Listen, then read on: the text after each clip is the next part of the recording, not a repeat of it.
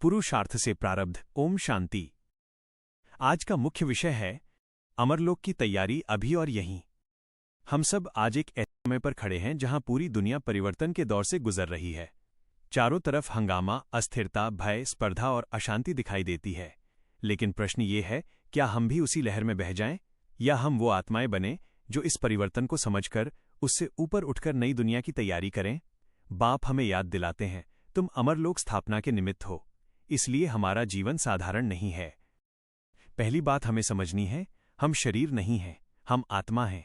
जब तक हम स्वयं को शरीर समझते रहेंगे तब तक तुलना, ईर्ष्या, क्रोध, डर, मोह ये सब चलते रहेंगे।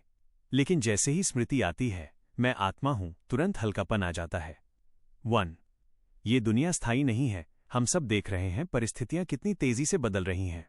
रिश्ते बदलते हैं, पद बदलते हैं, शरीर बदलता है। तो क्या स्थायी है? सिर्फ आत्मा और परमात्मा। इसलिए बुद्धिमान वही है जो समाप्त होने वाली चीजों में अत्यधिक उलझे नहीं। 2.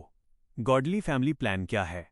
मनुष्य सोचता है हम प्लान बनाएंगे, दुनिया बदल जाएगी। लेकिन इतिहास गवाह है, दुनिया को बदलने वाला सिर्फ परमात्मा है। नई दुनिया की स्थापना राजयोग से होती है। पहले आत्माएं बदलती हैं, फिर समाज बदलता है। इसलिए हमारा पहला कर्तव्य है स्वयं को बदलना। 3.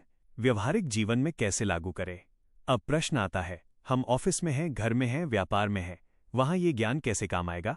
जब कोई आलोचना करे, सोचें मैं आत्मा हूं, ये भी आत्मा है।